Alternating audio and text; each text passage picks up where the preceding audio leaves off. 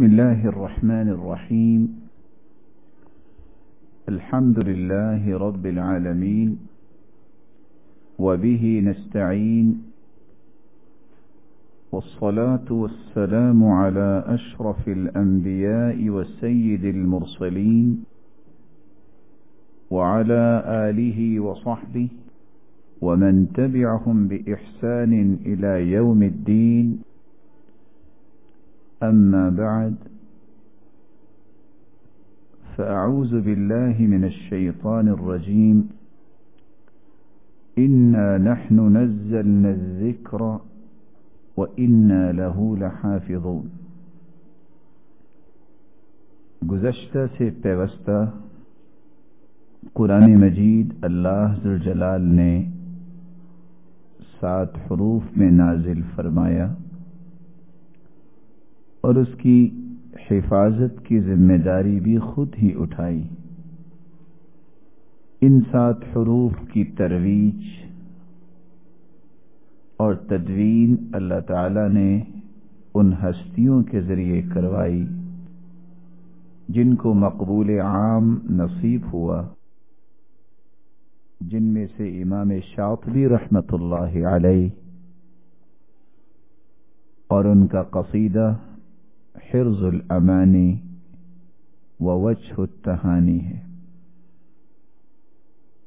امام شاطبی رحمۃ اللہ علیہ جن کا یہ قصیدہ لامیہ کے نام سے معروف ہے، ہر شعر کے آخر میں لا آنے کی وجہ سے اس کو قصیدہ لامیہ کے نام سے موسوم کیا جاتا ہے. امام شاطبی رحمۃ اللہ علیہ نے چونکہ اس قصیدے کو لکھتے وقت اس بات کا اظہار کیا تھا کہ میں نے اللہ ذوالجلال کی رضا کے لیے اسے لکھا ہے، اس لیے وہ خود فرمایا کرتے تھے: لا يقرأ أحد قصيدتي هذه إلا وينفعه الله لأنني نظمتها لله. جو بھی اس قصیدے کو قصیدہ لامیہ حرز الامانی ووجہ التہانی کو پڑھے گا، اللہ ذوالجلال اسے ضرور نفع سے نوازیں گے، کیونکہ میں نے تو اسے خالص اللہ ذوالجلال کے لیے لکھا ہے. امام شاطبی رحمۃ اللہ علیہ نے اس قصیدہ کو 1173 اشعار پر مشتمل لکھا ہے، جن 1173 اشعار میں 94 اشعار مقدمے کے لیے خاص کیے اور 350 شعر اصول کے لیے خاص کیے اور 676 اشعار فروش کے لیے خاص کیے اور 13 اشعار تکبیرات بزی کے لیے خاص کیے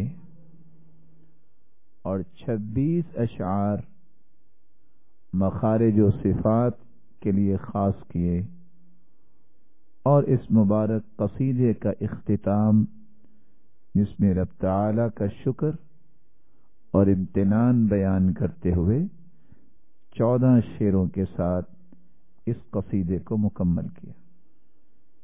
امام شاطبی رحمۃ اللہ علیہ نے مقدمے کے لیے جو 94 شعر خاص کیے ہیں، اس مقدمے کی بھی تقسیم کی ہے، اور اس میں سب سے پہلے اللہ ذوالجلال کی تعریف کی ہے، پھر رسول اللہ صلی اللہ علیہ وسلم پر درود بھیجنے کی بات کی ہے، پھر صحابہ کرام رضی اللہ عنہم و ارضاہم کے متعلق کلمات پیش کیے ہیں، اور پھر جنہوں نے اخلاص کے ساتھ ان ہستیوں کی پیروی کی ان کے بارے میں بھی دعا دی ہے، اور پھر اس کے بعد قرائے 7 کا تعارف کروایا ہے، اور پھر اپنی اس کتاب کے منہج اور اس کی رموز کا تذکرہ کیا ہے،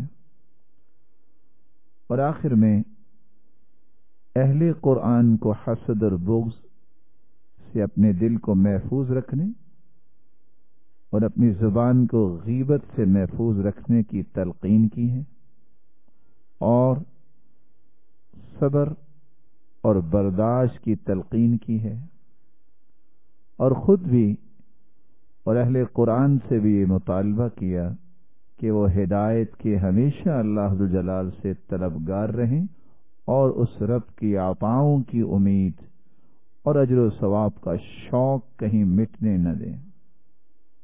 تو آج ہم اسی مقدمے کو شروع کریں گے جو امام شاطبی رحمۃ اللہ علیہ نے اپنی کتاب کا مقدمہ بنایا ہے۔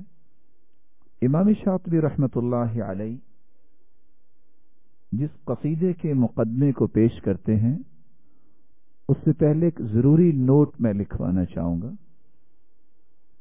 کتاب تو التیسیر فی القراءات السبع امام دانی نے آخر لکھی ہی تھی، لیکن اس کتاب کو شعروں میں کرنے کا فائدہ کیا ہے، یا متون جو ہوتے ہیں ان کی حیثیت علمی میدان میں کیا ہے؟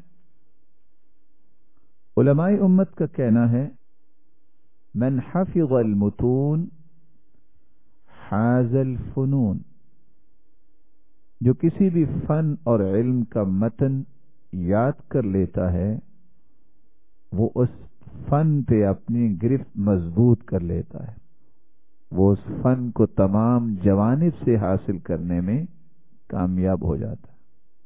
اور بعض علماء نے تو یہ لکھا من حفظ الاصول ضمن الوصول، جو کسی بھی فن اور علم کے اصولوں کو یاد کر لیتا ہے وہ اس فن کی گہرائیوں تک پہنچنے کی ضمانت حاصل کر لیتا ہے۔ اور بعض علماء نے اس کی تعبیر کرتے ہوئے یہ بھی فرمایا من لم يتقن الاصول حرم الوصول، جس شخص کو کسی فن اور علم کے اصول یاد نہیں ہوتے، ان میں رسوخ نہیں ہوتا، حرم الوصول، وہ اس فن کو سمجھنے میں اس تک پہنچنے میں ناکام رہتا ہے اور محروم رہتا ہے۔ متون علمیہ کسی بھی علم اور فن کا متن، اس کا فائدہ یہ ہوتا ہے، سب سے پہلا فائدہ متن کے ایک دو شعروں میں ایک پورے صفحے کی معلومات کو جمع کر دیا جاتا ہے۔ نثر کو یاد کرنا مشکل ہوتا ہے بنسبت اشعار کے۔ شعر ایک تو مختصر ہوتے ہیں، دوسرا اس کے اندر الگ سے ایک ردم ہوتا ہے اور یاد کرنے میں آسان ہوتے ہیں۔ اس لیے علماء امت کہا کرتے تھے المتن یساعد علی الضبط والاتقان للعلوم، کسی بھی علم میں رسوخ حاصل کرنے کے لیے متن کا یاد کرنا یہ پہلی سیڑھی ہے۔ اور حقیقت بھی یہ ہے کہ علماء امت اس کا دوسرا فائدہ جو بیان کرتے ہیں کہ ان الحافظ يقدم على غيره وتظهر ميزته بين اهل العلم انفسهم، جس شخص کو متن یاد ہوتا ہے جہاں وہ کسی فن کی گہرائیوں کو بڑے آسان پیرائے میں یاد کر سکتا ہے، وہاں اس کو ان لوگوں پر مقدم بھی کیا جاتا ہے، اس کی فضیلت واضح ہے۔ جیسا کہ صاحب الرحبیہ جنہوں نے وراثت کے بارے میں ایک متن لکھا ہے، وہ فرماتے ہیں والثلثان وهما التمام فاحفظ فكل حافظ امام، فاحفظ فكل حافظ امام۔ یہ جو حصے آپ کو بیان کیے گئے ہیں یہ حصے اسی طرح مکمل ہوتے ہیں، ثلثان 2/3، ان چیزوں کو بطور متن یاد کر لو گے اور یاد کرنے والا ہی امام ہوتا ہے. جس شخص کو اصول یاد نہیں ہے وہ امام بننے کی صلاحیت نہیں رکھتا. فَكُلُّ حَافِظٍ إِمَامٌ أي مقدم على غيره ممن لم يكن مثله. اس شخص کو مقدم کیا جاتا ہے اس شخص پر جس کو یاد نہیں ہوتا. ابن غلبون فرمایا کرتے تھے اے مقتدا به مقدم على غیره. جس شخص کو متون یاد ہوتے ہیں یہی انسان قابل اقتدا ہے، اسی کو ہی ترجیح دی جائے گی. فمن جد وجد ومن فرش رقد. جو کوشش کرتا ہے اس کے نتائج پا لیتا ہے، اور جو چادر بچھا لیتا ہے وہ تو سو ہی جاتا ہے. ومن زرع حصد. اور جو بیج ڈالتا ہے وہ ثمرات بھی چن لیتا ہے. ومن کسل نال الہم والندم والنکت. اور جو سستی کرتا ہے غم اس کو گھیر لیتے ہیں، شرمندگی اور ناکامی ڈیرے جما لیتی ہے. حافظ ابن حجر رحمہ اللہ تعالی اپنی کتاب بلوغ المرام کے مقدمہ میں اس بات کو بیان کرتے ہیں. اما بعد فهذا مختصر يشمل على اصول الادلة الحديثية لأحکام الشرعیہ. یہ میں نے ایک مختصر سی کتاب لکھی ہے جو حدیث کے اصولی دلائل پر مشتمل ہے جس سے شرعی احکامات ثابت ہوں گے. حررته تحریرا بالغا لیسیر من یحفظه من بین اقرانه نابغا. میں نے یہ متن لکھا اس لیے ہے کہ جو اس کو یاد کر لے گا وہ اپنے ہم عصر لوگوں میں نابغ بن جائے گا، وہ عبقری بن جائے گا، یونیک سمجھا جائے گا. تیسرا فائدہ اس کا یہ ہے متن کا ان المتن يجمع لحافظه صورة مجملة عن الفن الذي ألف فيه. متن جو ہوتا ہے وہ بڑے اختصار سے جس فن اور علم کا متن ہو اس کی صحیح پکچر پیش کرنے کے لیے متن زیادہ واضح ہوتا ہے. والمخططات التوضیحیہ. بلکہ متن جو ہے وہ اس فن کے تمام لائنوں کو سیدھا کر کے انسان کو آسانی سے پیش کر دیتا. چوتھا فائدہ ان الحافظ للمتون يستطيع الإحاطة بها في زمن قليل وما هي إلا مدخل للعلوم. متن انسان کو پورے فن کا تھوڑے وقت میں احاطہ کرنے کی صلاحیت دے دیتا ہے. اور دوسرے الفاظ میں متن کسی بھی فن اور علم کا وہ مین دروازہ ہوتا ہے جس میں داخل ہونے کے بعد چھوٹے چھوٹے دروازے خود ہی کھل کے سامنے آ جاتے ہیں. پانچواں فائدہ ان المتن هو الاساس الذي يبني عليه الطالب علمه في كل فن بحسبه. متن اصل میں کسی بھی علم کی اساس اور بنیاد ہوتا ہے جس کو تفصیلی مسائل سمجھنے سے پہلے متن کی طرف منتقل ہونے والا ایک ایک چیز کو مرکوز کر سکتا ہے، یاد رکھ سکتا ہے اور بر وقت اس سے فائدہ لے سکتا ہے. چھٹا فائدہ المتن الذي يفرق بين الطالب الذي يشتغل بالفروع بغير تأصيل وبين صاحب التأصيل الأصيل. متن جب یاد ہوتا ہے تو یہ فرق کر دیتا ہے کہ کون ہے جو تفصیلی مسائل میں بغیر اساس اور بنیاد اصولوں کے داخل ہو گیا ہے، اور کون ہے جس نے اصول مضبوط کیے، اس کی بنیاد مضبوط ہے، اس کی اساس بہت قوی ہے.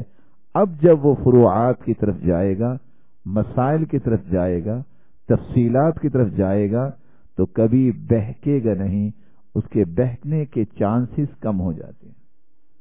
सातवां और आखिरी फायदा, वल्मुतून हिय अल्लती तबका मअक बअद सनवात तिवाल मिन अलक़िराअह फी कुतुबिन ला तलबस अन तंसाहा। किसी भी फन और इल्म का मतन जो सबसे बड़ा फायदा देता है, बहुत वक्त गुजरने के बावजूद भी वो आपके साथ रहेगा, आपको याद रहेगा, लेकिन नसर इतनी देर याद नहीं रहती।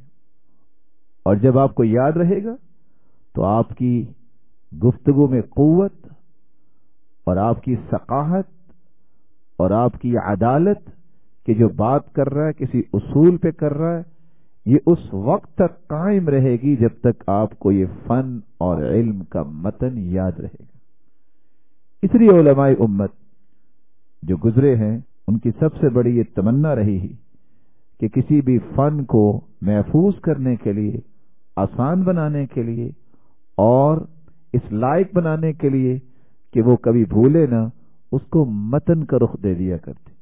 इमाम शातिबी रहमतुल्लाहि अलैहि ने इसलिए अत-तैसीर फिल क़िराअत as-सबअ जो इमाम दानी की किताब है, उस किताब को शेरों में बंद किया और 1173 शेरों में पूरी तैसीर भी आ गई और उसके साथ साथ उसमें इजाफात भी कर दिए और मजीद उसमें कुछ ऐसे पहलू भी शामिल किए जिसके बारे में उलमा लिखते हैं कि एक नहीं, इमाम शातिबी की शातिबिया से 12 उलूम का इस्तिंबात किया जा सकता है।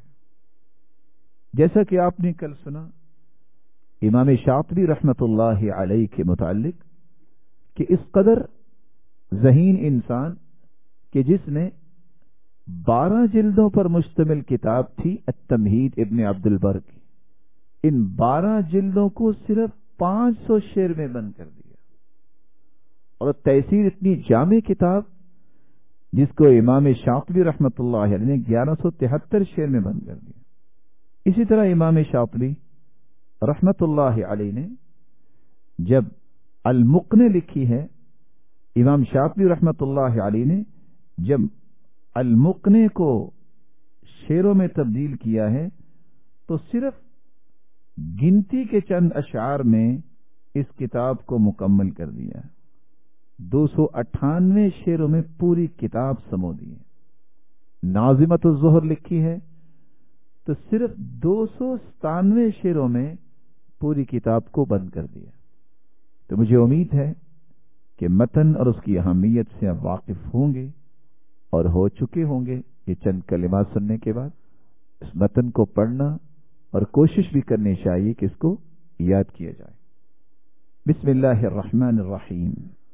बदअतु बिस्मिल्लाहि फिन-नज़्मि अव्वला तबारक रहमानन रहीमन व मौइला। बदअतु बिस्मिल्लाहि, मैं अल्लाह ज़ुल जलाल के नाम के साथ शुरू करता हूँ। फिन-नज़्मि, इस नज़म को, अव्वला, सबसे पहले। तबारक रहमानन रहीमन व मौइला, उस अल्लाह ज़ुल जलाल के नाम के साथ मैं इस नज़म को शुरू कर रहा हूं जो बहुत बाबरकत ज़ात है, जो बड़ा ही मेहरबान है, जो बड़ा ही रहम करने वाला है। व मौइला, और वही बेहतरीन पनाहगाह है। किन लोगों की?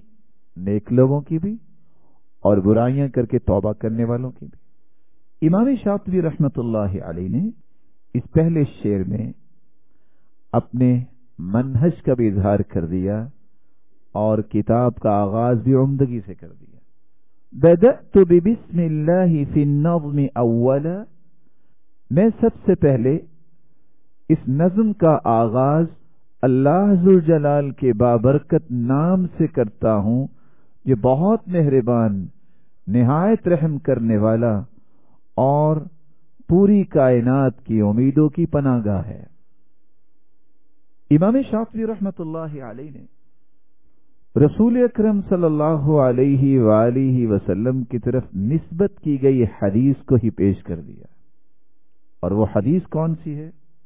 कुल्लु अम्रिन ज़ी बालिन لا يبدأ فيه ببسم الله فهو اقطع، ہر وہ کام جو بسم اللہ الرحمن الرحیم کے بغیر شروع کیا جائے وہو اقطع، وہ کبھی مکمل نہیں ہوا، وہ کٹا ہوا ہوتا ہے۔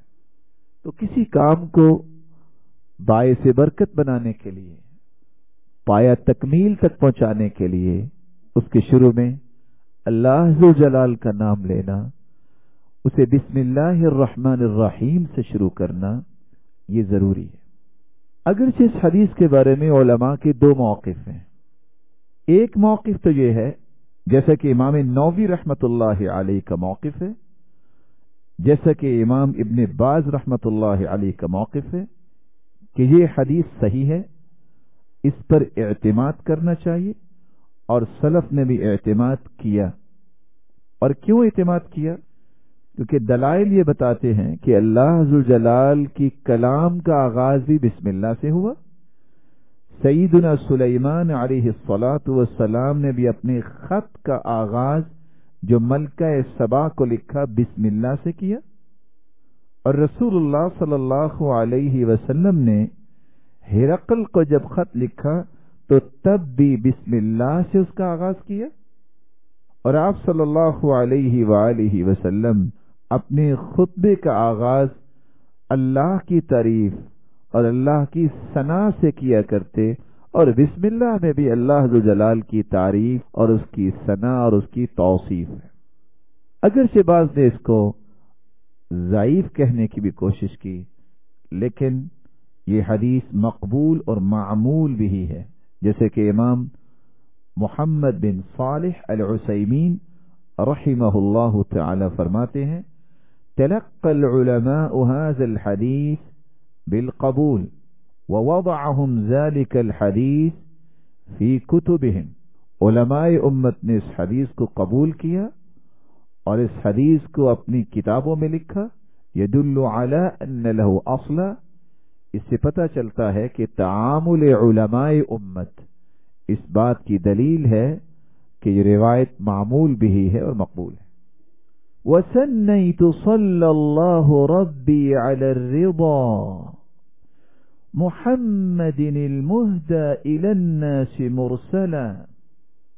وَسَنَّيْتُ، اور دوسری میری بات یہ ہے، پہلی بات یہ تھی کہ سب سے پہلے میں اللہ کی تعریف کے ساتھ شروع کرتا ہوں، اور پھر اس کے بعد صلی اللہ ربی علی الرضا، اللہ ذوالجلال سے میں دعا گو ہوں، جو میرا رب ہے وہ رحمتوں کا نزول فرمائے، علی الرضا، اپنے محبوب اور اپنے پسندیدہ بندے محمد صلی اللہ علیہ وسلم پر، المہدی الی الناس مرسلا، جسے اللہ ذوالجلال نے رسول بنا کر بطور تحفہ اور ہدیہ اپنی مخلوق کو عطا کیا۔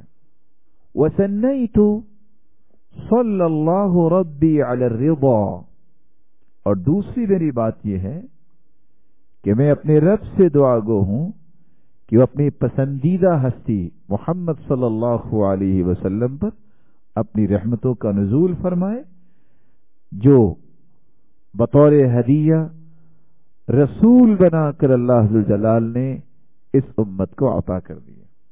امام شاطبی رحمت اللہ علیہ نے اللہ کی تعریف اور توصیف کے بعد دوسرا کام رسول اکرم صلی اللہ علیہ وسلم پر درود بھیجنے کی طرف اشارہ کر دیا۔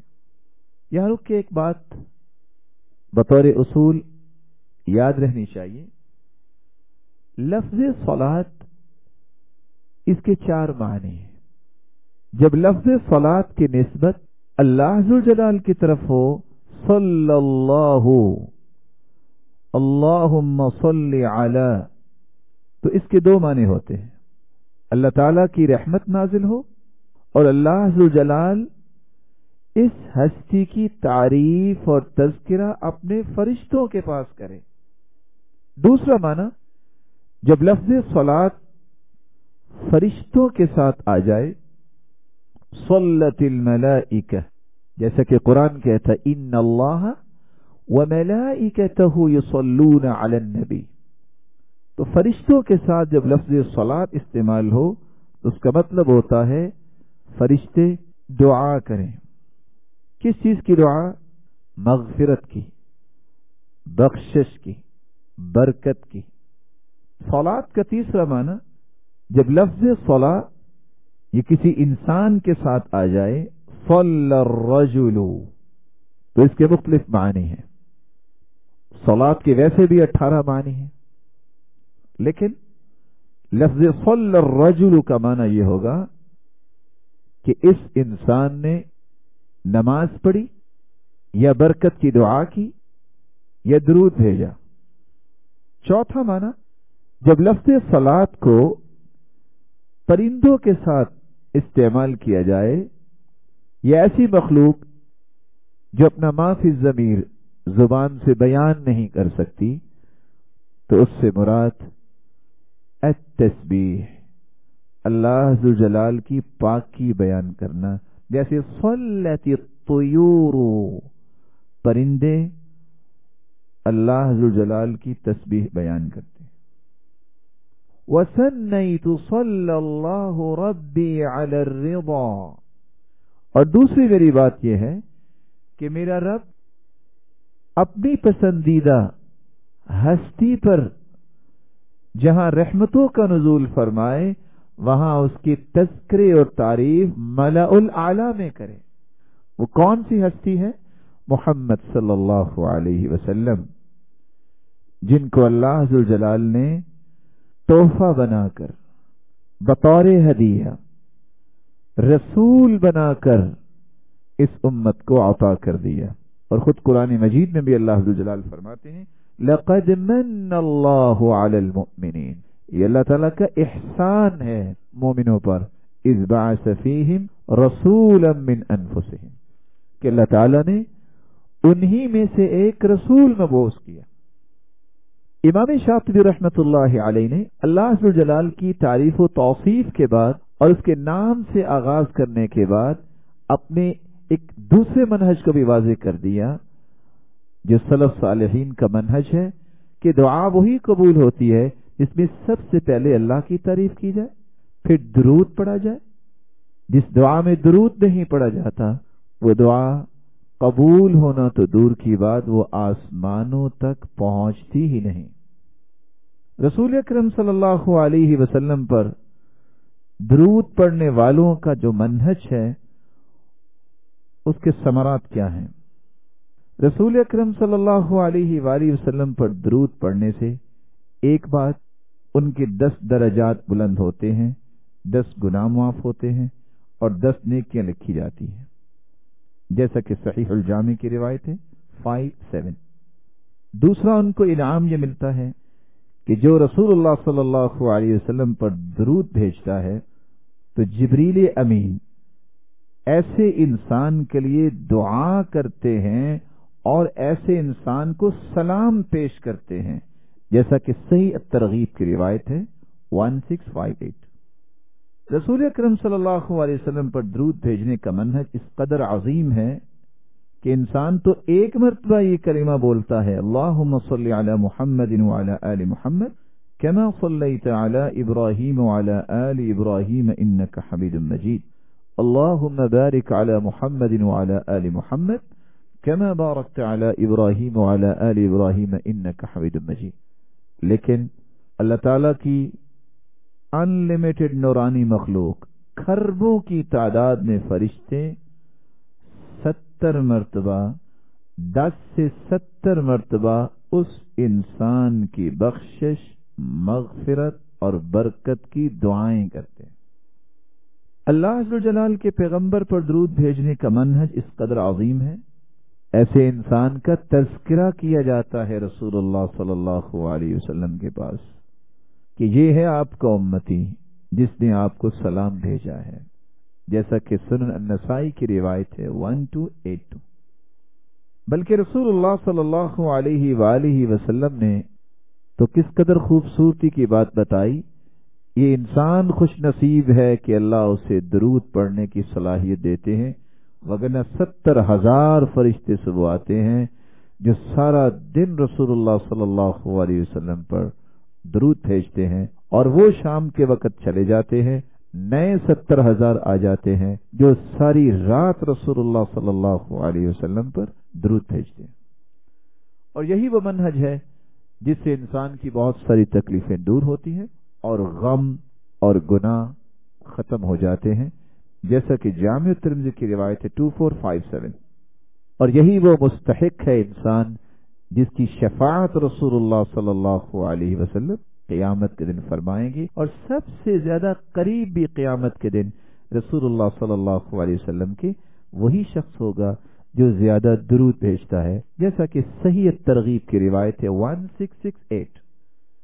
المہدی الی الناس مرسلا، بطور ہدیہ اللہ ذوالجلال نے اس ہستی کو ہمارے لیے مبعوث کیا۔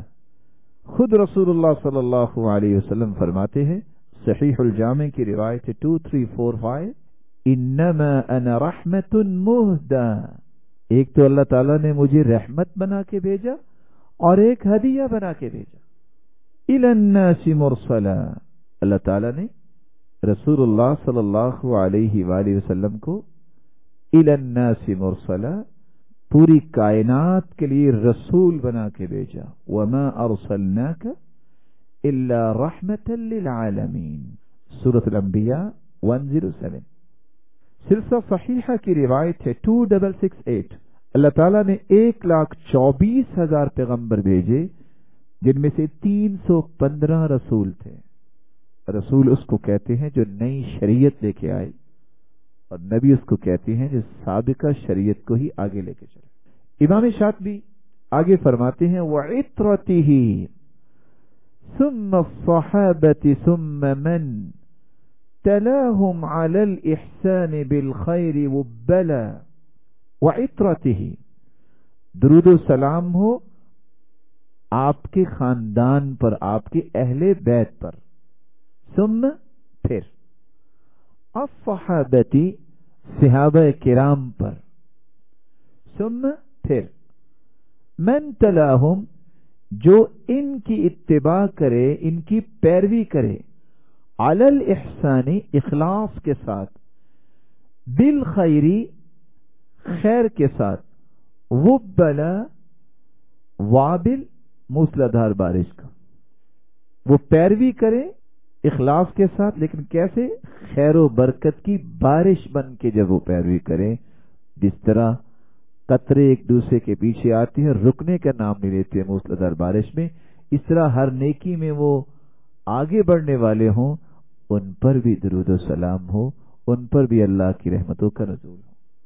وَعِطْرَتِهِ ثُمَّ الصَّحَابَةِ ثُمَّ مَنْ، اور درود و سلام ہو رسول اللہ صلی اللہ علیہ وسلم کے اہل بیت پر، پھر صحابہ کرام پر، پھر جو ان ہستیوں کی اخلاص کے ساتھ پیروی کرے اور خیر و برکت کی بارش بن کے رہے، ان پر بھی اللہ ذوالجلال کی رحمتوں کا نزول۔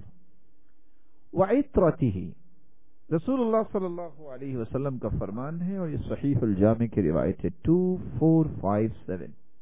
زید بن ثابت رضی اللہ تعالیٰ عنہ سے روایت کی راوی ہے، انی تارک فیکم خلیفتین، اور ایک روایت میں آتا ہے ثقلین، میں دو چیزیں تم میں چھوڑ کے جا رہا ہوں، یہ دو چیزیں اپنے بعد چھوڑ کے جا رہا ہوں، کتاب اللہ حبل ممدود ما بین السماء والارض، ایک اللہ ذوالجلال کی کتاب ہے جو زمین و آسمان کے درمیان لٹکائی ہوئی رسی ہے، وعطرتی اہل بیتی، اور میرا خاندان، میرے اہل بیت، یہ دوسری چیز میں چھوڑ کے جا رہا ہوں اپنے بعد۔ وَإِنَّهُمَا لَن يَتَفَرَّقَا حَتَّى يَرِدَ عَلَيَّ الْحَوْض، اللہ کی کلام، اس سے محبت اور اہل بیت سے محبت، یہ اس قدر عظمت والا کام ہے، یہ جدا نہیں ہوں گے یہاں تک کہ دونوں چیزیں قیامت کے دن میرے پاس حوض کوثر پہ آ جائیں گے۔ اللہ کی کلام سے محبت کرنے والے اور صحابہ کرام اہل بیت سے محبت کرنے والے۔ جابر رضی اللہ تعالی عنہ سے روایت ہے، اور یہ بھی روایت صحیح الجامع کی ہے، 2748۔ رسول اللہ صلی اللہ علیہ وسلم نے فرمایا، ایھا الناس، اے لوگو، قد ترکت فیکم، میں تم میں چھوڑ کے جا رہا ہوں، میں وہ چیز، ان اخذتم بہ لن تضلوا، اگر تم اس کو تھام لو گے تو کبھی بھی تم گمراہ نہیں ہوگے۔ کیا چیز چھوڑ کے جا رہا ہوں؟ کتاب اللہ وعطرتی اہل بیتی، ایک اللہ کی کتاب اور ایک اپنا خاندان اہل بیت چھوڑ کے جا رہا ہوں۔ ثم الصحابہ، پھر اللہ ذو جلال برکتوں کا اور رحمتوں کا نزول فرمائے صحابہ کرام پر۔ صحابی کس کو کہتے ہیں؟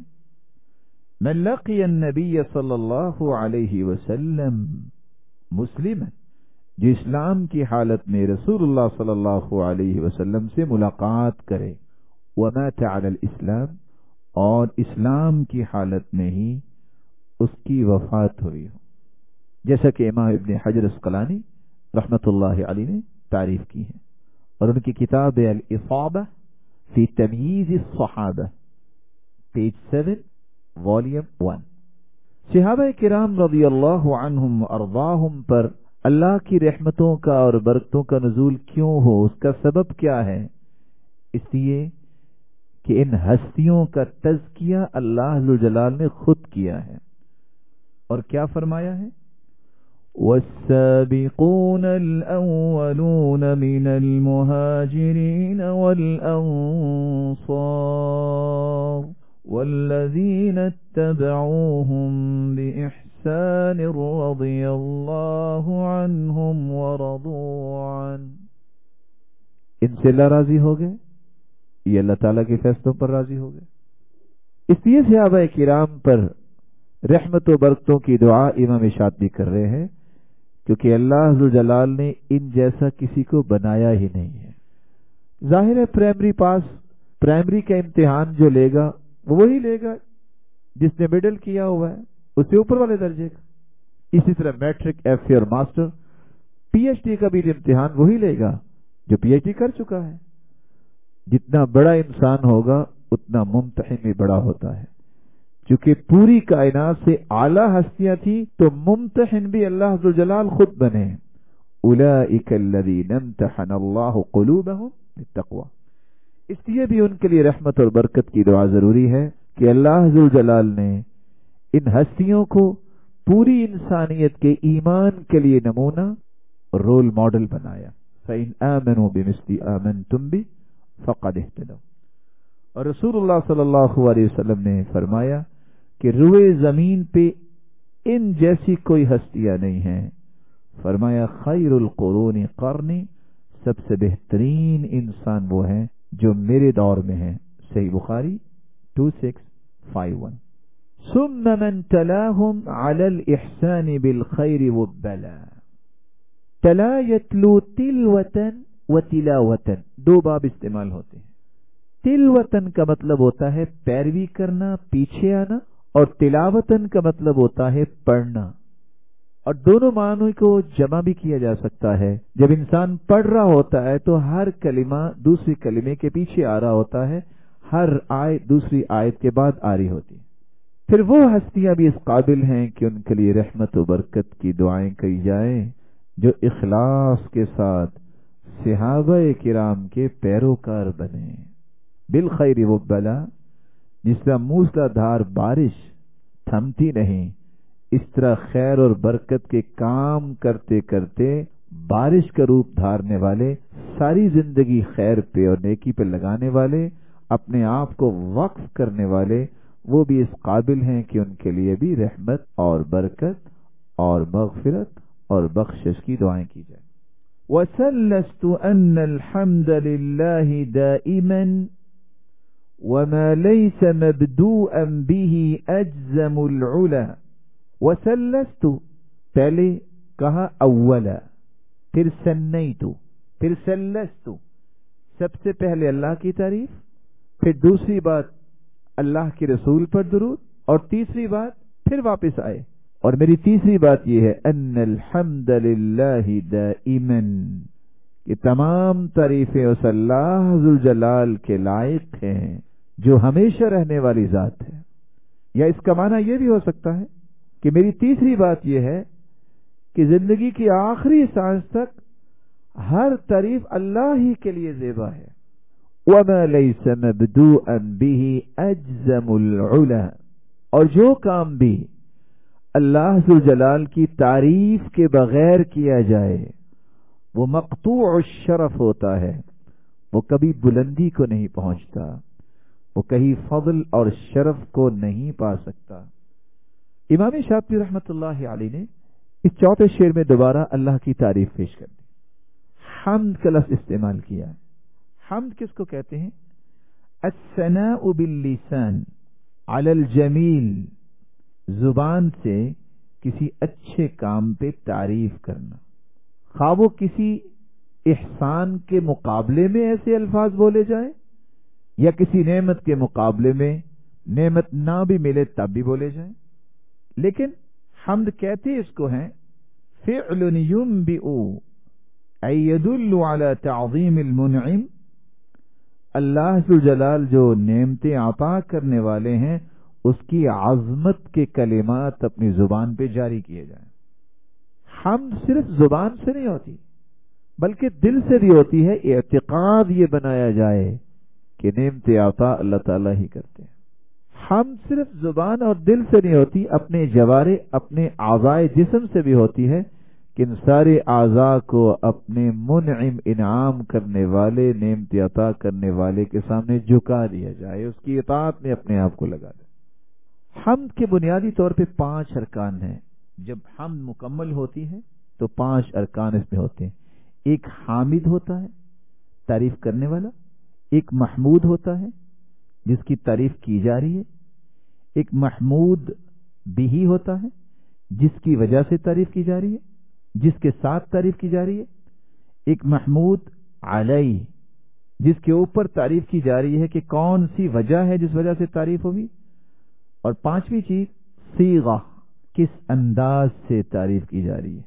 ہم کہتے ہیں زید عالم لکونہ کرمک، زید بہت بڑا عالم ہے. اب تعریف کرنے والے آپ ہوئے جنہوں نے زید عالم کہا، زید محمود ہو گئے. محمود بھی کیوں اس کی تعریف کر رہے ہیں؟ اس کا علم ہو گیا. آپ کیوں تعریف کر رہے ہیں؟ یہ آپ کی فکری سخاوت ہے کہ آپ کسی کی تعریف کو پسند کرتے ہیں. صیغہ کیا ہے؟ زید عالم. حمد کی تعریف کرتے ہوئے بعض علماء نے یہ لکھا ہے وصف المحمود بالکمال محبتا وتعظیما، جس کی تعریف کر رہے ہیں اس کی عظمت اور محبت دل میں پیدا کر کے اس کے کمال کو بیان کرنا. جس کی آپ تعریف کر رہے ہیں اس کے بارے میں محبت اور تعظیم دل میں ہو اور اس کے کمال کو بیان کیا جائے. اس لیے حمد کی 4 قسمیں علماء نے بیان کی ہیں. حمد قدیم لقدیم، یہ اصطلاحات ہیں جو کبھی آپ کو فائدہ دیں گے. قدیم قدیم کی حمد بیان کر، یعنی اللہ ذوالجلال اپنی تعریف خود کرے. نعم المولا و نعم النصیر، اللہ ہی تعریف کر رہے ہیں اور اپنے ہی کر رہے ہیں.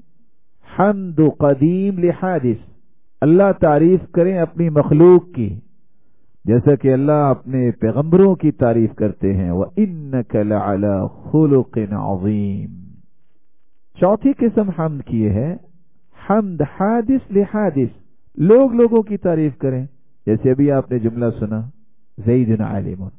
چوتھی قسم حمد حادث لقدیم، مخلوق اللہ ذوالجلال کی حمد بیان کرے. سبحان اللہ والحمد للہ. اللہ تعالیٰ کی تعریف اور حمد جب مخلوق بیان کرتی ہے تو جو ہی یہ کلمات اس کی زبان پہ آتے ہیں دنیا جہان کی بہترین کلام اسے کہا گیا ہے.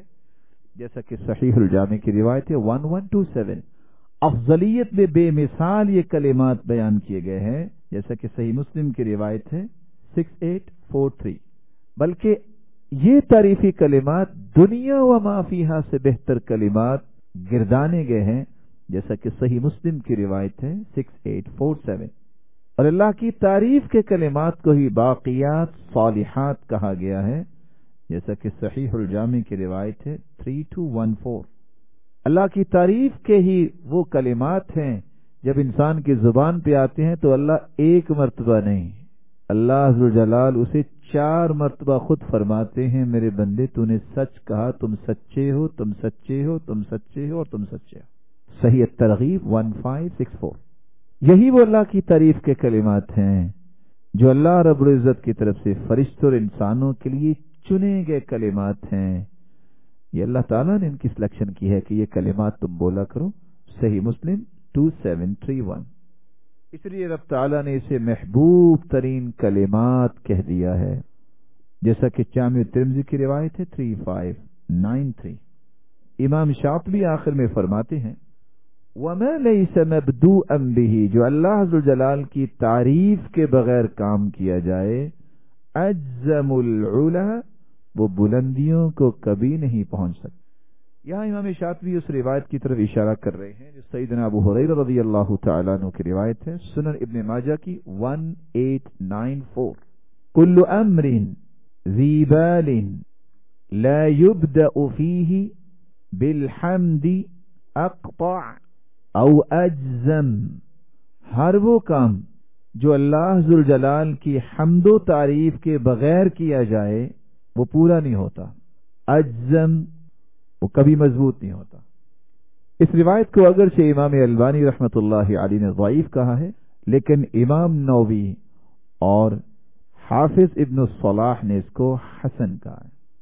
اور دوسری روایت کے الفاظ ہیں کل امر ذی بال لا يبدأ فیہ بحمد اللہ فہو اقطع، ہر وہ کام جو اللہ ذوالجلال کی تعریف کے بغیر شروع کیا جائے فہو اقطع، وہ کٹا ہوا ہوتا ہے، پورا نہیں ہوتا۔ علماء نے اس کو بھی ضعیف کہا ہے، اگرچہ حسین سلیم اسد نے اس کو حسن کہا ہے۔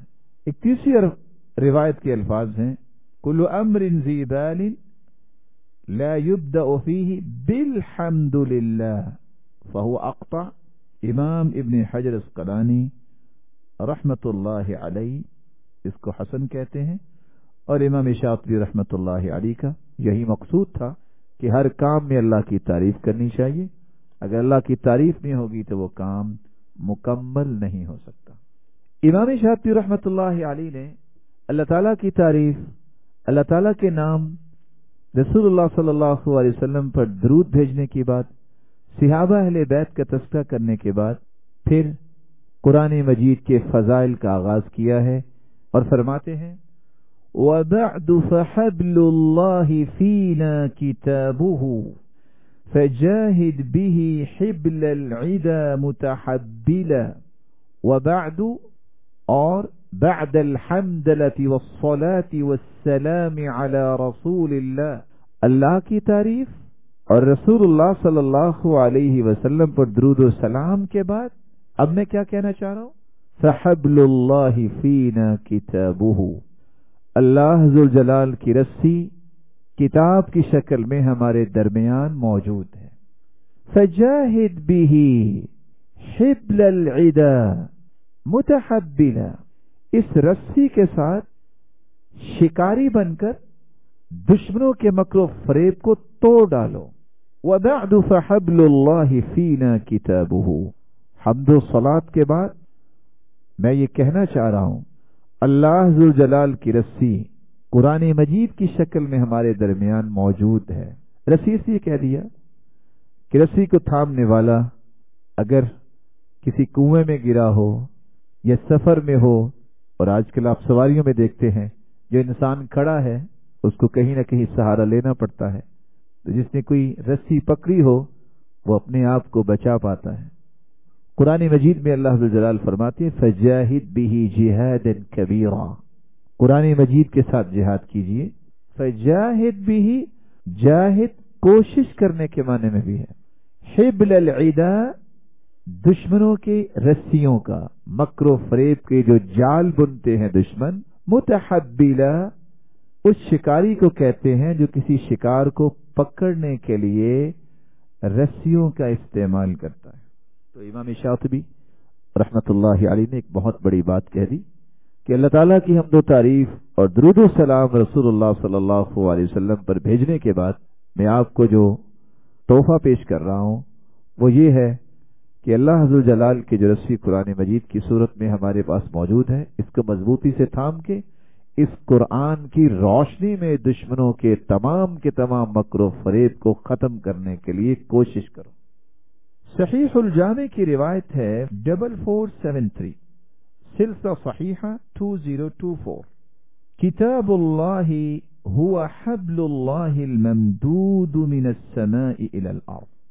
کتاب اللہ، اللہ کی کتاب، هو حبل اللہ، وہ اللہ کی طرف سے رسی ہے، الممدود من السماء الى الارض، جو آسمان سے زمین کی طرف پھیلائی گئی اور لٹکائی گئی ہے، یہ اللہ عز و جلال کی رسی قرآن مجید ہے۔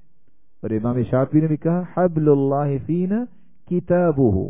رسول اللہ صلی اللہ علیہ وسلم نے فرمایا، ایک دوسری روایت کے الفاظ ہیں صحیح الجامع 1351، اما بعد، اللہ تعالیٰ کی تعریف اور توصیف کے بعد، الا خبردار، یا ایھا الناس، اے لوگو، فانما انا بشر، میں ایک بشر ہوں، یوشک ان یأتینی رسول ربی فاجیب، قریب ہے کہ میرے پاس اللہ ذو الجلال کا پیغام آئے اور میں اسے قبول کر لوں۔ وانا تارک فیکم ثقلین، میں دو چیزیں تم میں چھوڑ کے جا رہا ہوں، اولہما کتاب اللہ، ان دونوں میں سے پہلی چیز اللہ کی کتاب ہے، فیہ الہدی والنور، اس اللہ کی کتاب میں ہدایت بھی ہے، روشنی بھی ہے، من استمسک بہ واخذ بہ کان علی الہدی، جو اس اللہ کی کتاب کو مضبوطی سے تھامے گا اور اس کے احکامات پر تمسک کرے گا وہ ہدایت پر رہے گا، ومن اخطأ ضل، اور جس نے اس کے تمسک اور عمل میں غلطی کر لی وہ گمراہ ہوگا۔ فخذوا بکتاب اللہ واستمسکوا بہ، اللہ کی کتاب کو مضبوطی سے تھام لو اور اسی کا تمسک اختیار کرو اور اسی کے ساتھ جمے رہو۔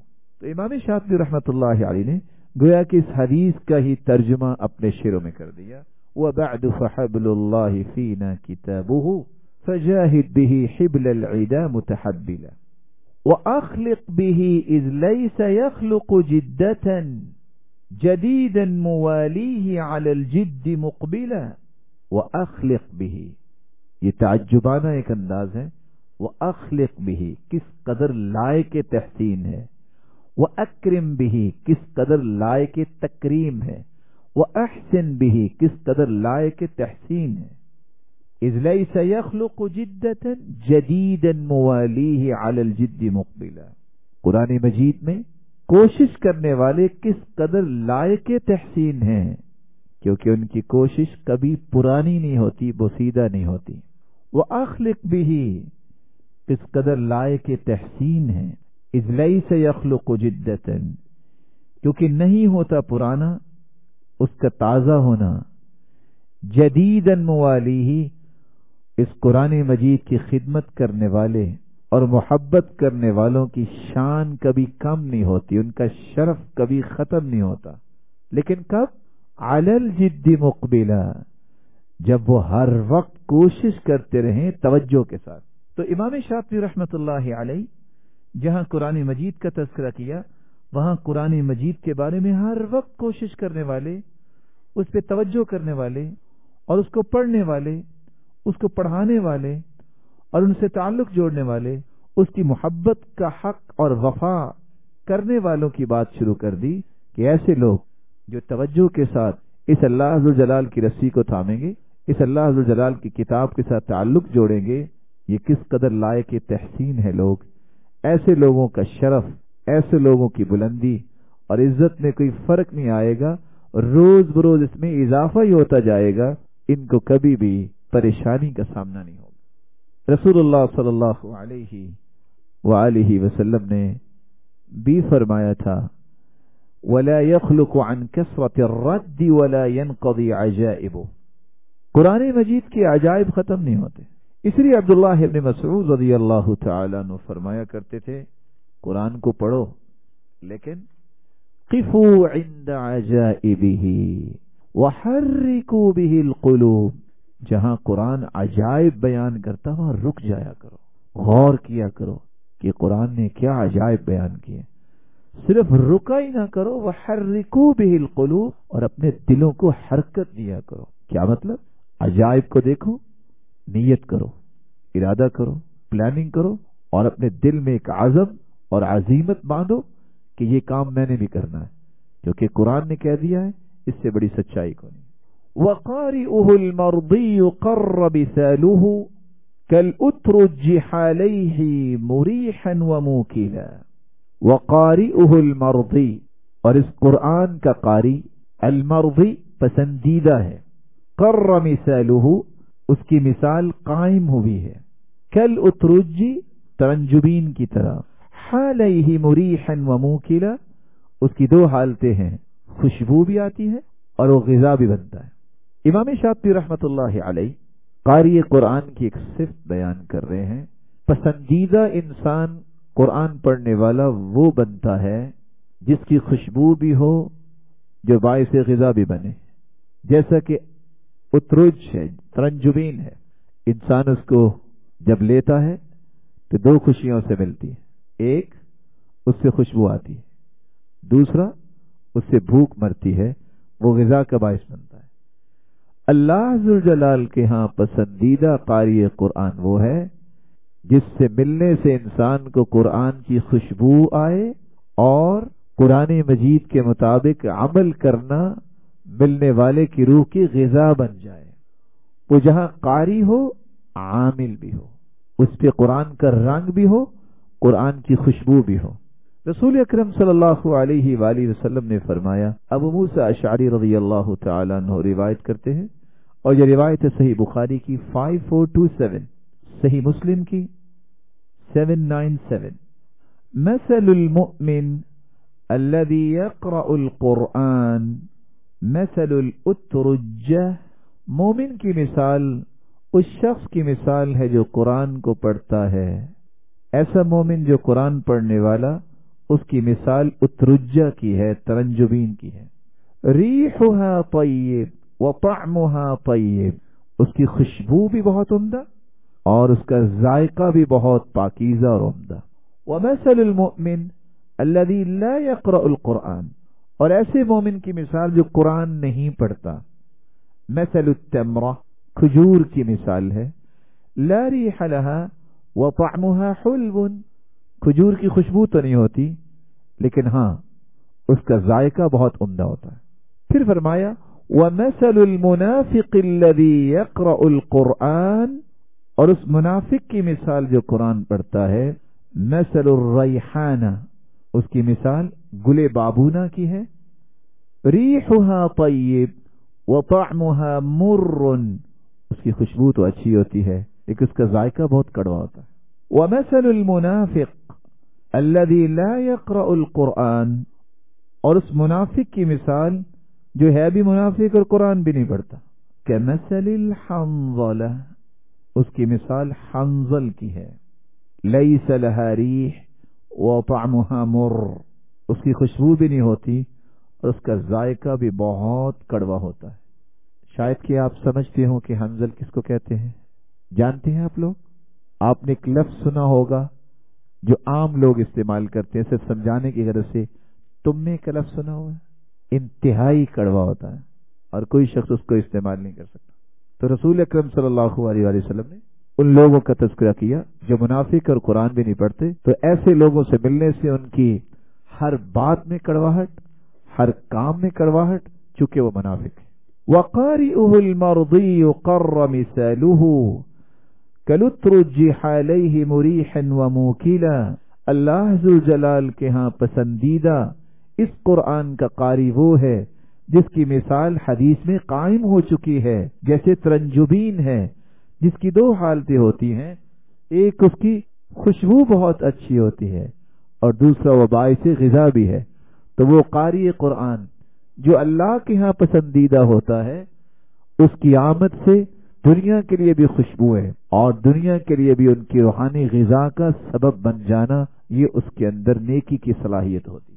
هو المرتضى امن اذا كان امة، هو المرتضى امن، وہ پسندیدہ امام اور پیشوا اور مقتدا اور لیڈر کب بنتا ہے؟ اذا كان امة، جب اس کے اندر بہت ساری خوبصورت خصلتیں ہوں۔ امہ، ان ابراہیم كان امہ ای جامع خصال الحمیدہ، ابراہیم علیہ السلام کو اللہ نے امت بنایا، انجمن بنایا، ای جامع خصال الحمیدہ، انتہائی تعریف کی گئی خصلتوں کو اللہ نے اس ہستی میں جمع کر دیا۔ تو قاری قرآن اللہ ذوالجلال کے ہاں پسندیدہ کب بنتا ہے؟ بطور لیڈر، مقتدا، جب اذا کان امہ، جب اس کے اندر بہت ساری اچھی خصلتیں جمع ہو جائیں۔ صرف اچھی خصلتیں کافی نہیں ہیں۔ وَيَمَّمَهُ ظِلُّ الرَّزَانَةِ قَنْقَلًا، وَيَمَّمَهُ، جب قصد کیا ہو اس کا وقار کے سائے میں، قنقلا، قنقل یہ کسرا کے تاج کا نام ہے، 2.5 من سونے کا بنا ہوا ایک تاج جو لٹکایا ہوتا تھا، جس کے نیچے آ کے کسرا بیٹھتا اور وہ یوں لگتا جیسے اس کے سر کے اوپر ہے، جبکہ سر کے اوپر نہیں ہوتا تھا، وہ اپنا سر اس کے نیچے کرتا تھا۔ تو جب بھی کسی بڑی بات کی طرف اشارہ کرتے ہیں تو تاج کسرا کا تذکرہ لوگ کیا کرتے کہ 2.5 من سونے کا تاج اور کسرا کا۔ تو امام شاطبی رحمت اللہ علیہ نے بھی وہی بات کی کہ جس کو اللہ ذوالجلال نے لیڈر اور مقتدا بنانا ہے، اس کے اندر 3 قسم کی خصلتیں ہونا ضروری ہے۔ پہلی خصلت امہ جامع خصال الحمیدہ، اس کے اندر اچھی خصلتیں ہونی چاہیے، اور اچھی خصلت کا آغاز خوبصورت نیت سے ہوتا ہے، اور اس کی انتہا خیر خواہی اور حسن اخلاق پہ ہوتی ہے۔ دوسری بات ظل الرزانہ، اس کے اندر وقار، اس کے اندر سنجیدگی، اس کے اندر متانت، اس کے اندر مجاپن، وہ اپنے وقار پہ کوئی بات نہیں آنے دیتا، اپنی عزت پہ کوئی حرف نہیں آنے دیتا، ایسے کام اختیار کرتا ہے کہ اسے اپنے وقار سے بڑی کوئی چیز نظر نہیں آتی۔ قنقلا، اس قدر وہ بڑی چادر وقار کی اختیار کرتا ہے کہ دنیا جو بھی کر لے، جو بھی کہہ دے، وہ اپنے اس وقار سے دور ہونے کی تمنا نہیں کرتا۔ تو 3 خصلتیں جامع خصال الحمیدہ، ایک تو اچھی خصلتیں جمع کرنا، اور دوسرا وقار اور متانت اور سنجیدگی کو کبھی نہ چھوڑنا، اور تیسرا مستقل مزاجی۔ ایسا انسان مقتدا ہوتا ہے، لیڈر ہوتا ہے، اللہ ذوالجلال کے ہاں پسندیدہ ہوتا ہے۔ صحیح الجامع کی روایت ہے اللہ تعالیٰ کے ہاں پسندیدہ کون شخص ہے؟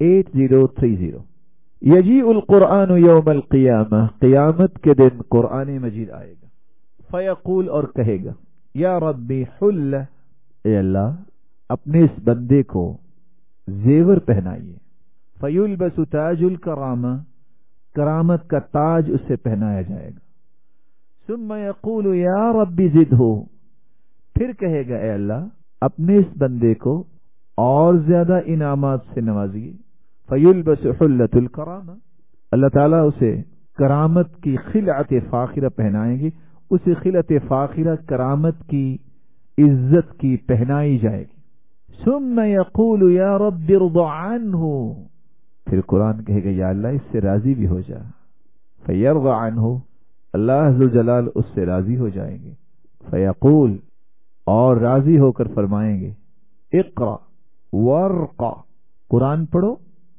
اور سیڑھیاں چڑھو، وَيُزَادُ بِكُلِّ آیَةٍ حَسَنَةٍ، دنیا کو میں نے موت سے پہلے پہلے نیکیاں دی، موت کے بعد سب نیکیاں منقطع ہو جاتی ہیں، لیکن میری رضا یہ ہے کہ آج پڑھو، سیڑھیاں چڑھو، ہر آیت کے بدلے میں آج بھی تیرے لیے ایک نیکی کا اضافہ کر دو۔ هو الحر ان كان الحري حواريا له بتحريه الى ان تنبل، هو الحر، ایسا لیڈر، ایسا مقتدا جو لوگوں کے لیے نمونہ بن جائے قاری، کب وہ لوگوں کی اور دنیا کی خواہشات کی غلامی سے آزاد ہوگا؟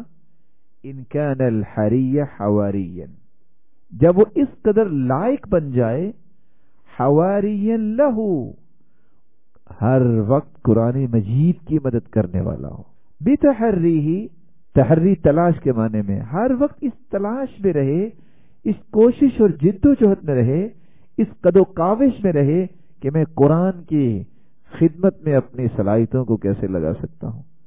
لیکن کب تک؟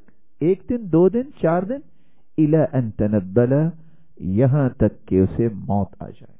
اللہ تعالیٰ ایسے لوگوں کو پسند فرماتے ہیں، ایسے لوگوں کو مقتدا بناتے ہیں جو امت کو لیڈ کرتے ہیں، اور دنیا کی خواہشات سے جب وہ آزاد ہو جائیں اور دنیا کی خواہشات کی غلامی سے انہیں اللہ تعالیٰ پھر آزاد کر دیتے ہیں، لیکن کب؟ جب وہ اس کا اہل ہو۔ ان کان الحری، اور اہل کب ہوگا؟ حواری اللہ، جب تک وہ حواری بن کے، نگران بن کے اور باڈی گارڈ بن کے قرآن مجید کا ہر وقت اس کی حفاظت میں لگا ہو، بتحریہ، اس کی کوشش، اس کی تمنا، اس کے شوق ذوق اور تڑپ ہر وقت یہ ہو، قرآن پڑھوں، قرآن پڑھاؤں، اس پہ عمل کروں، اس کو سمجھوں، اسے آگے پہنچاؤں، اس کی خدمت میں اپنی صلاحیت، اپنا مال، اپنا وقت لگاؤں۔ کب تک؟ الی ان تنبل، یہاں تک کہ وہ فوت ہو جائے۔ وَإِنَّ كِتَابَ اللَّهِ أَوْثَقُ شَافِعٍ وَأَغْنَى غَنَاءً وَاهِبًا مُتَفَضِّلًا وَإِنَّ كِتَابَ اللَّهِ، اور بلا شبہ اللہ ذو جلال کی کتاب، اوثق شافع، سب سے مضبوط سفارشی ہے، واغنى غناء، اور سب سے زیادہ قرآن مجید لوگوں سے مستغنی کرنے والا ہے، واہبا متفضلا، واہبا، قرآن بہت ساری نعمتوں کو عطا کرنے والا ہے، متفضلا، اور قرآن اپنے پڑھنے والے کی فضیلت کو بلند کرنے والا ہے۔ وَإِنَّ كِتَابَ اللَّهِ أَوْثَقُ شَافِعٍ، یہاں امام شاطبی رحمۃ اللہ علیہ فرماتے ہیں، لوگوں کی سفارشوں کی تمنائیں کرنے والے اور لوگوں کی طرف نظریں اٹھا اٹھا کے دیکھنے والے، اہل قرآن کا یہ رویہ نہیں ہوتا۔ اہل قرآن کا رویہ یہ ہوتا ہے کہ وہ قرآن مجید سے بڑا مضبوط سفارشی کسی کو سمجھتا ہی نہیں ہے، اس لیے اس کی تمناؤں کا رخ قرآن کی طرف ہوتا ہے، اس کی امنگوں کا مرکز قرآن مجید ہی ہوتا ہے، اور قرآن مجید جس کو سفارشی مل گیا، دنیا کی تمام سفارشوں سے اسے مستغنی کر دے گا، اور صرف مستغنی نہیں کرے گا بلکہ قرآن مجید سے تعلق بہت ساری عطاؤں کا سبب بنے گا، اور صرف عطائیں نہیں ملے گی، دنیا اور آخرت کی فضیلت متحقق ہو جائے گی۔ اللہ تعالیٰ دنیا میں فضیلت کو 4 چاند لگائیں گے، اور قیامت کو بھی اہل قرآن کو وہ فضیلت عطا کریں گے جو کسی کے نصیبے میں نہیں ہوگی۔ رسول اللہ صلی اللہ علیہ وسلم نے اس لیے فرمایا تھا، صحیح مسلم کی روایت ہے 804، اقرأ القرآن فإنه يأتي يوم القيامة شفيعا لأصحابه، قرآن مجید کی تلاوت کیا کرو، بلا شبہ یہ قیامت کے دن اپنے ساتھیوں کی سفارش کے لیے آئے گا۔ اور دوسری روایت ہے صحیح الجامع کی 4443 اور سلسلہ صحیحہ کی 2019، رسول اکرم صلی اللہ علیہ وسلم نے فرمایا، القرآن شافع مشفع وماحل مصدق، قرآن مجید سفارش کرنے والا ہے اور اس کی سفارش کو قبول کیا جائے گا، وماحل مصدق، وہ اصرار کرنے والا ہے اور تصدیق کیا گیا ہے، من جعلہ امامہ قادہ الی الجنہ، جس نے اسے اپنا امام بنا لیا، اپنا پیشوا بنا لیا، اور اپنے ہر کام میں اس کے احکامات کو ہر معاملات میں مقدم رکھا، قادہ الی الجنہ، یہ قرآن ہی اسے جنت کی طرف لے جائے، ومن جعلہ خلفہ ساقہ الی النار، اور جس نے اس کو پسے پشت رکھا، یہ قرآن ہی اسے کھینچ کر جہنم لے جائے گا۔ وَخَيْرُ جَلِيسٍ لَا يُمَلُّ حَدِيثُهُ وَتَرْدَادُهُ يَزْدَادُ فِيهِ تَجَمُّلًا۔ وَخَيْرُ جَلِيسٍ، یہ قرآن مجید بہترین ہم نشیں ہے، بہترین دوست ہے۔ لا يُمَلُّ حَدِيثُهُ، اس کی باتوں سے اکتاہٹ محسوس نہیں ہوتی، انسان بور نہیں ہوتا۔ وَتَرْدَادُهُ يَزْدَادُ فِيهِ تَجَمُّلًا، اور اس قرآن مجید کا بار بار ورد کرنا، اس کا پڑھنا اس کی خوبصورتی کو اور بڑھا دیتا ہے۔ وَخَيْرُ جَلِيسٍ لَا يَمَلُّ حَدِيثُهُ، اللہ کی حکمت دیکھیے، انسان جیسا بھی ہو ایک بات 2-4 مرتبہ بیان کرے تو اسے کہنا پڑتا ہے بھائی آپ نے کل بھی یہی کچھ کہا اور بھی یہی کچھ کہا۔ قرآن مجید ایسی باعث لذت چیز ہے کہ ہر روز ایک ہی پارہ پڑھتے رہے دل سیر نہیں ہوتا، ہر روز ایک نئی آن اور ایک نئی شان کے ساتھ وہ ظاہر ہوتا ہے، اور اس کے اندر ایک نئی لذت ہوتی ہے جب انسان پڑھ رہا ہوتا ہے۔ لا یمل حدیث، اس کے پڑھنے سے تازہ ایمان والا شخص کبھی اکتاہٹ محسوس نہیں کرتا۔ وَتَرْدَادُهُ يَزْدَادُ فِيهِ تَجَمُّلًا، اور اس کا بار بار پڑھنا اس کی خوبصورتی کو اور بڑھا دیتا ہے، اس کے جمال اور حسن میں اور اضافہ کر دیتا ہے۔ اور اگر لا یمل حدیثہ، ہاں ضمیر کو اگر لوٹا دیا جائے پڑھنے والے کی طرف، یعنی قاری قرآن، تو قاری قرآن سے بڑھ کے بھی بہترین کوئی انیس و جلیس اور دوست نہیں ہو سکتا، شرط یہ ہے کہ وہ عمل کرنے والا ہو، اور اس سے بھی ملنے سے انسان کو ہمیشہ افکار میں بھی حسن پیدا ہوتا ہے اور تازگی ملتی ہے۔ وَحَيْثُ الْفَتَى يَرْتَعُ فِي ظُلُمَاتِهِ، وَخَيْرُ جَلِيسٍ، اس کے بارے میں رسول اللہ صلی اللہ علیہ وسلم کا ایک فرمان ہے، صحیح الجامع کی روایت ہے 6289، سلسلہ صحیحہ 2342، من سرہ ان یحب اللہ ورسولہ فلیقرأ فی المصحف، جس شخص کو یہ پسند ہے کہ وہ اللہ ذو جلال سے سچی محبت کرے اور اس کے رسول سے، اسے چاہیے کہ قرآن پڑھے۔ شاید کہ امام شاطبی یہی چاہ رہے ہیں کہ قرآن مجید پڑھنے والا چونکہ اللہ ذو جلال سے ہم کلام ہوتا ہے، اسے اللہ ذو جلال اپنے اور اپنے محبوب کی محبت نصیب کر دیتے ہیں، تو وہ لذت اور اس کے دل میں وہ خواہشات جو جنت کی اس قدر خوبصورت بنا دیتے ہیں اللہ تعالیٰ کہ پھر وہ اکتاہٹ محسوس ہی نہیں کرتا، وہ اسی امید پہ لگا ہوتا ہے کہ میرا رب جس کا میں دیدار کروں گا، میرے رب کے محبوب جس کا مجھے ساتھ ملے گا، وہ خوبصورت جنت جس کا مجھے میرا مالک حقدار بنائے گا، اس لیے وہ کبھی اکتاہٹ محسوس نہیں کرتا۔ حسن بصری رحمت اللہ علیہ فرمایا کرتے تھے من اراد ان یکلم اللہ فلیصلی، جو اللہ سے ہم کلام ہونا چاہتا ہے اسے چاہیے کہ نماز پڑھے، ومن اراد ان یکلمہ اللہ فلیقرأ القرآن، اور جو یہ چاہتا ہے کہ اللہ اس سے ہم کلام ہو تو اسے چاہیے کہ وہ قرآن پڑھا کرے۔ وحیث الفتى یرتع فی ظلماته من القبر یلقاہ سنا متہللا، وحیث الفتى، اور جہاں نوجوان یرتع خوف محسوس کرے گا، گھبرائے گا، فی ظلماته من القبر، قبر کی تاریک کوٹری میں، یلقاہ، یہ قرآن اسے ملے گا، سنن متہللا، کیسے ملے گا؟